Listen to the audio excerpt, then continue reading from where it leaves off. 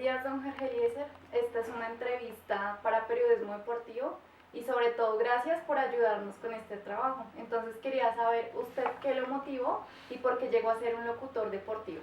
Gracias Luisa Fernanda, gracias a Diego, muy amables por venir, los felicito, son muy cumplidos en los horarios. Decía que desde que era muy pequeño me gustaba la narración, pero como me gustaba el fútbol, yo narraba los partidos, pero como era mal jugador de fútbol en el equipo, en la selección del equipo, teníamos dos particularidades. Una, a los que jugábamos muy mal nos ponían o a cuidar la ropa o de porteros. Entonces yo prefería ser portero y me metía a la portería y ahí algunas veces me revolcaba y hacía cualquier cosa y demás. Pero durante todo el tiempo en la portería transmitía el partido. Entonces me hacían goles y mis compañeros me echaban la madre porque decían que cómo era posible. Cállate, no grites tanto y tapá, ¿no? En fin, las cosas que se dicen. Y jugábamos en la calle, siendo yo un muchacho pequeño, jugábamos con tapitas llenas de parafina, tapitas de gaseosa o de cerveza, llenas de parafina, y le poníamos los nombres de los ciclistas de la época. Entonces por todo el borde de los andenes era jugando con eso, ¿no? Entonces yo transmitía las carreras de ciclismo como las oía en esa época, pues hace muchísimos años. Aparte que yo tuve un hermano que fue un gran narrador deportivo, que fue Armando Moncada Campuzano. Él fue uno de los mejores locutores deportivos de este país en la época dorada, con una diferencia muy amplia de edad conmigo. Por eso nunca fuimos como hermanos, él fue prácticamente mi padre. Teníamos una diferencia de 16 años, ya murió. Y pues un poco yo veía en él eso, ¿no? Veía que era un locutor y demás, me gustaba mucho el medio. Pero tuve en la vida un detalle que fue muy importante. Yo me casé muy joven, me casé de 16 años. Y no me casé porque, no me casé porque hubiera un anticipo de embarazo, no, al contrario. Me casé porque quería casarme. ¿Por qué? No sé, nunca supe por qué. Obviamente fue un matrimonio que tuvimos 13 años de matrimonio, tuvimos 3 hijos. Eso para mí fue lo más importante. Y tuvimos la irresponsabilidad de dos personas que no están preparados para vivir una vida de pareja, ¿no? Entonces yo me casé siendo estudiante y mi hermano fue en eso, me casé escondida y mi hermano fue a mi casa en esos días, donde mi madre, donde yo vivía con mi mamá, yo creí que mi mamá no sabía que yo me había casado. Yo oigo que mi mamá le dice que ese muerga no se casó. Y él me pregunta, y ese día, coincidencialmente, las cosas de Dios, él fue a almorzar a la casa. Él venía de Cali, fue a almorzar a mi casa, donde mi mamá, y fue con el gerente de la emisora de Buga. Y ya en esas circunstancias le pidió que me ayudara, que me diera puesto de mensajero, de barrendero, de lo que fuera, para que trabajara y terminara de estudiar y me fuera trabajando, empezara. Resumiendo el tema, se retiraron todos los locutores de la emisora. ¿Por qué? No sé, en el lapso de 8 días. Me probaron de locutor y dicen que me fue bien. Yo no creo, porque la vocecita debía ser delgadita, pero igual no tenían locutores y me pusieron a mí. Y eso colmó mis expectativas y me empecé a formarme como locutor. Ya eso, el próximo año, son 50 años de haber empezado, fue en el año 64.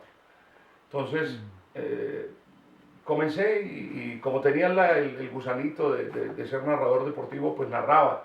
Y yo me encerraba en los estudios solo cuando no había nadie y grababa ahí me imaginaba un partido y lo transmitía, ¿no? Sí. Y empecé y un día me dieron la oportunidad y un día me oyeron en Medellín a los 4 años de haber empezado y me llevaron a Medellín en el año 69, a los 5 años de haber empezado mi carrera y vaya, me dio una posibilidad enorme. Fueron 30 años de carrera en Medellín, luego Caracol me trasladó a Bogotá, y de eso ya hace 15 años, entonces ya son 50 años unas con otras que he vivido en esta carrera que amo entrañablemente y que para mí es todo, ¿no? ¿Y cuál es el nombre de esa primera cadena en la que usted estuvo trabajando? Yo empecé en Voces de Occidente de Buga, empecé en Voces de Occidente. Trabajé como te digo, por 4 años largos y luego me llevó Todelar en Medellín, La Voz del Río Grande. Y ahí mismo en Medellín una vez me contrataron de RCN y pasé por las 3 grandes empresas de radio de Medellín, ¿no? De RCN y luego Caracol y estando en Caracol con la ida de Edgar Perea, que era el narrador de Caracol en Bogotá, Con la ida de él al Senado de la República, pues Caracol me trasladó. Después del Mundial de Francia, me trasladó Caracol aquí a Bogotá. Y pues digo yo que es una enorme felicidad para uno porque yo he caminado por todos los rincones de la patria, he caminado por el mundo y demás de cuenta de mi profesión, que te repito, para mí es única, ¿no? Yo hoy, que estamos grabando, que es 10 de octubre, hoy que estamos haciendo esto, hoy siento como el primer día, el día por allá en el año 1966, cuando transmití el primer partido de fútbol, siento la misma ansiedad por ir a trabajar, con contarles a ustedes, por eso los felicito con lo del horario, con contarles, por ejemplo, que tengo partido en el Campín, el partido pasado entre Nacional y Millonarios, que era a las 8 de la noche. Yo llegué al parqueadero del Campín a la 1:30 de la tarde. Llevo trabajo por hacer y hago trabajos ahí, y oigo radio, en fin, trabajo en el carro y llevo un almohadón, descanso, y mi señora me empaca una lonchera y descanso ahí y a las 5:30 de la tarde me pasé para el estadio a trabajar, porque siento la misma necesidad de estar en el sitio de trabajo, ¿no? Yo no acepto para mí que primero llegar tarde a lo que es mi vida, a lo que es mi pasión, no, esa es mi pasión. ¿Y usted tiene alguna anécdota de toda su carrera que lo haya marcado? ¿Algo que nos pueda contar? Pues anécdotas muchas, ¿no? Tuvimos alguna vez, curiosamente fue con dos Javieres. El primero fue con un compañero, Javier Giraldo Neira. Nos mandaron de Todelar a una Copa Libertadores a Valencia, Venezuela. Era la feria de Valencia, que es una ciudad industrial como Medellín. Y llegamos con Nacional, eso fue en el año 73, 74. Y llegamos al aeropuerto de Caracas y nos fuimos con Nacional en el mismo bus, pero cuando llegamos a Valencia encontramos con que como por ser había ferias en esa ciudad, una ciudad no era muy grande, pues los hoteles todos estaban llenos y al final de cuentas del mismo hotel a las 2 o 3 de la mañana estábamos rendidos, llamando a diferentes hoteles a ver a dónde nos podían acomodar. Nacional sí se acomodó porque estaba reservado, nosotros no. Y al final de cuentas nos dijeron, váyase a este hotel que ahí está. Y llegamos al hotel, muy querida la gente, pues 3 de la mañana o 3:30, rendidos, y no nos pidieron ni documentos, sino que la pieza 8. Y estaban arreglando la cama doble y una cama pequeña, y ahí nos acomodamos. Al otro día salimos y tampoco nos pidieron documentos. Pensé que como nos habían recomendado el hotel, fuimos a la emisora que nos iba a prestar el servicio y cuando estábamos saliendo de la emisora, el gerente nos dice, oye, chicos, ¿y ustedes en qué hotel están? No me acuerdo del nombre, el Gran Hotel. ¿Cómo que el Gran Hotel? Sí, estamos en el Gran Hotel porque ahí nos acomodamos. ¿Pero cómo el Gran Hotel? Si eso es una casecita, digo. Es una casa de negocio. Sí. Pero fue lo único que había y nadie nos dijo eso. Y luego sí nos dimos cuenta, ¿no? Entonces yo cogí a mi compañero de gancho y le dije, camine para que entremos ahí en pareja.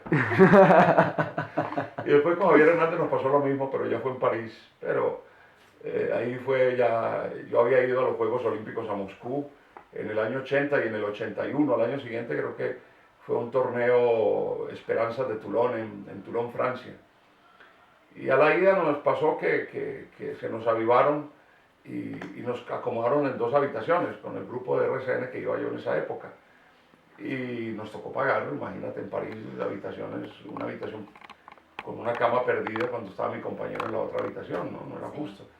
Entonces, cuando llegamos ahí, al día siguiente teníamos que llegamos al aeropuerto Charles de Gaulle, al día siguiente salíamos por el aeropuerto de Orly, entonces nos mandaron a un hotel cerca de Orly, y la niña ahí en el counter de la compañía de Air France, creo, pues no hablaba mucho, no hablaba nada de español, ni hablaba francés, ni nosotros tampoco, y por señas empezamos, entonces la niña me pintó 2 cuadritos, 2 rectángulos y un rectángulo, entonces yo como era inteligente, ya nos había pasado, entonces señalé el rectángulo y la muchacha miraba y se reía, ¿no?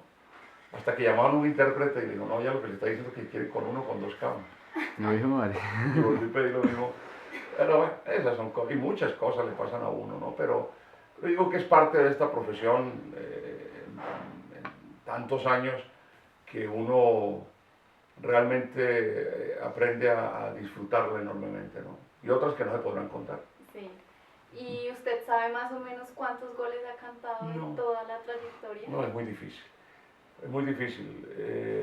Yo en el año 70 y algo por ahí, 73, no me acuerdo, compré el primer carrito en Medellín. Había comprado un carro y lo tenía, un carrito ahí viejo. Y un día me fui con mi señora, fuimos a un sitio, al Hotel Intercontinental, que iba a haber un show de un cantante que nos gustaba mucho y tal, y fuimos. Y habíamos comprado incluso, habíamos ido a cenar y de ahí nos fuimos. Y le habíamos llevado, porque los niños en esa época se quedaron en la casa, Sí. ¿no? Entonces pues, les compramos una comida, pues después del show, pues llevársela a ellos. Cuando fuimos allá, no hubo show, el artista no llegó, no cantó en el hotel. Salimos y ya el carro no estaba, me lo habían robado. Ay, madre. O sea que nos pasó todo.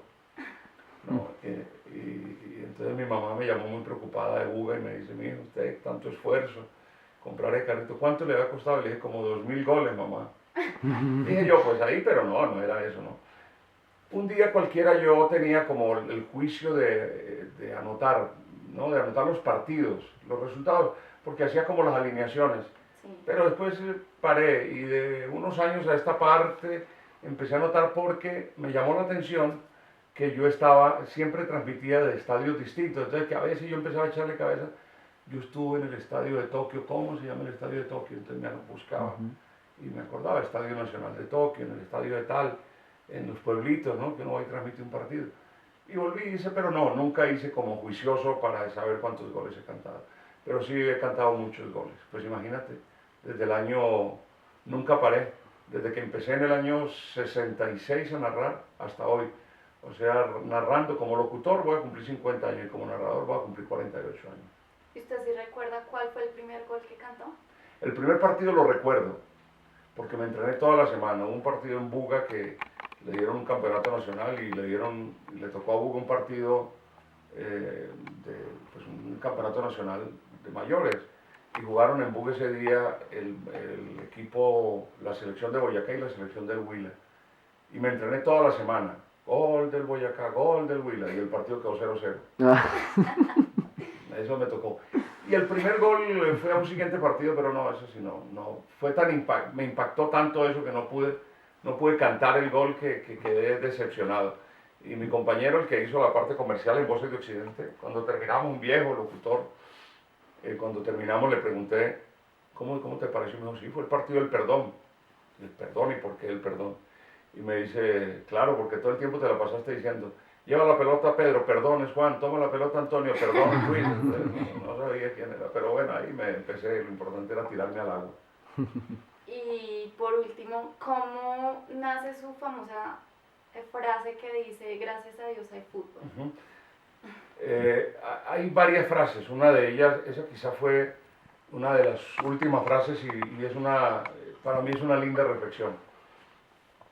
En Colombia en el año 89 mataron a un árbitro en Medellín, mataron desgraciadamente a un árbitro y se suspendió el campeonato. Eso fue a comienzos de noviembre, a finales de octubre, comienzos de noviembre. Se suspendió el campeonato colombiano, no hubo campeón, en fin. Y terminamos unos partidos. Nacional por esa época había sido campeón de la Copa Libertadores de América, aquí en Bogotá precisamente el 31 de mayo de ese año. Entonces Nacional tenía que ir a jugar el partido a Tokio por la Copa Intercontinental.